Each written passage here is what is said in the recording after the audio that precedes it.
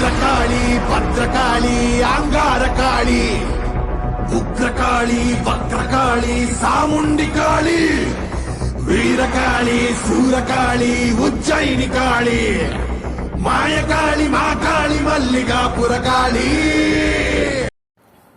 ஆன்மீக அன்பர்கள் அனைவருக்கும் வணக்கம். கோயிலுக்கு செல்லும் பொழுது கோயிலுக்கு முன்பாக ஒரு பெரிய